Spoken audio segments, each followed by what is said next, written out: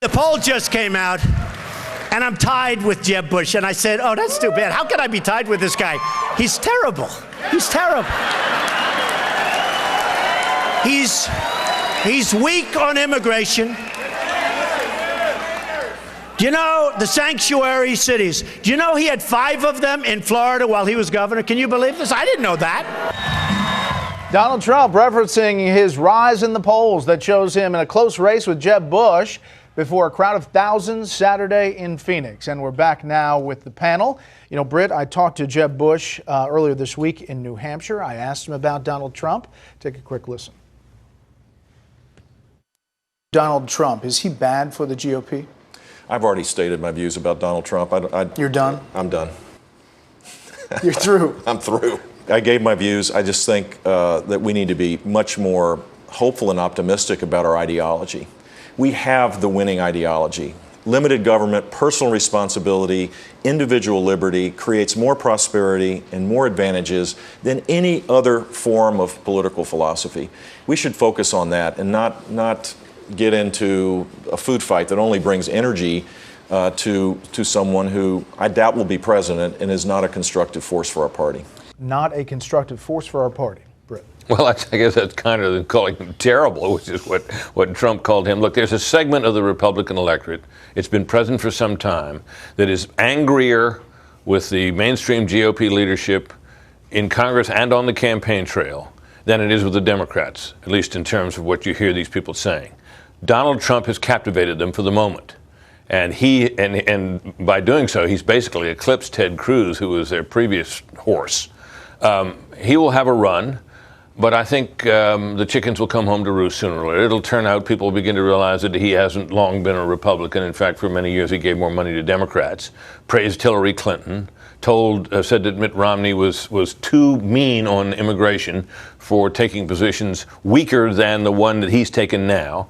And over time, his moment will fade. But it'll take a while. He's got a lot of money. He'll be with us a while, and he could be a third-party threat. I mean, that's really something. I mean, it's there now. His moment's there now. He's burning hot, Julie. He is. And, you know, we're in a phase in the campaign where name recognition goes a long way, certainly. I think the bigger problem for the rest of the Republican field right now is exactly what you saw in your interview with Jeb Bush, that they're going to continue to be asked about things that Trump says. And even people like Jeb Bush who want to try to avoid restating things they've already said are going to have to come back again, say it one more time, and it's going to pull them off of the messages that they're trying to present to voters that, in Bush's case, tried to be more hopeful, more optimistic. Carl, isn't there something here, though, that suggests that this anti-establishment, anti-politician on both sides of the party is striking a chord? Yeah, look, there are, I define them slightly differently than Brit, but I think he's got people are angry about the condition of the country and angry that Republicans haven't been able to stop Obama dead. And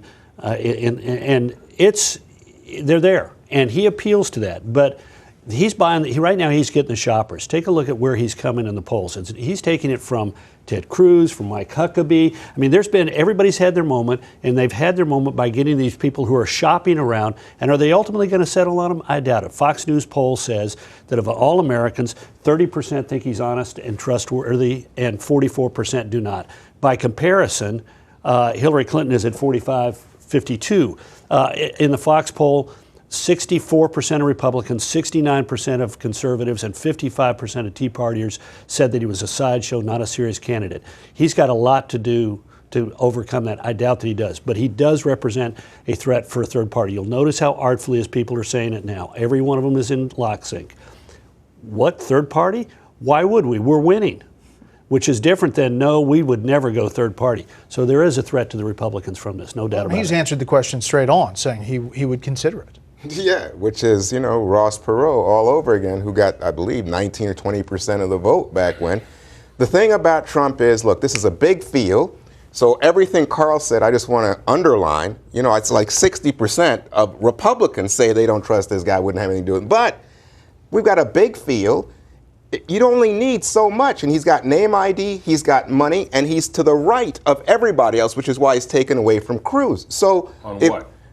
On immigration? No. Taking away from Cruz in terms of support. You say he's to the right of everybody. He's to the right of everybody, but specifically on immigration at the moment. But my point is, guess what? If you're in this larger field, we go down to Super Tuesday next year, Brit, this guy could still be around. Well, he's going to hurt. He's going to hurt the people that he's hurting now. If he stays in the race, he'll keep hurting them, which means that the Ted Cruz and the Mike Huckabees and to a lesser extent the Ben Carsons and the Marco Rubio to a lesser extent, that they're not going to be able to get liftoff.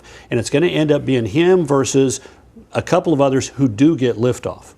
Yeah, I mean, it's so interesting to me that he hangs around like this at a time when Jeb Bush is raising money, you would know a lot about this, out of the roof, historic levels. But hanging around, we're right here at the beginning. We got 7 months until the primary. We got plenty of time for people to hang around. It's a good idea to remember what happened in 2012 when the mantle of front runner passed on an almost weekly basis from one candidate to another. Newt Gingrich had 2 moments in the spotlight. Herman Cain shot up to Michelle number one. Rick Perry, when he first entered the race, shot up to number one. This is a stage when sentiment is soft, voters and people are fickle, and Donald Trump is having his moment. Whether he has staying power is to be doubted. Last word, Julie. Getting on that stage in Cleveland, pretty important. It's a huge deal to be able to be on that debate stage. What I think will be most interesting to watch, Donald Trump can take a shot at opponents, but he does not take shots at him very well. Watch how he reacts in that kind of situation. Panel, thank you. I bet that's not the last time we talk about that. That's it today. I'll see you tomorrow for Special Report on Fox News Channel, 6 p.m. Eastern, 3 Pacific. And you can catch more of our Contenders Series profile of Republican presidential candidate Jeb Bush on Tuesday. Have a great week. Chris will be back next week, and we'll see you next Fox News Sunday.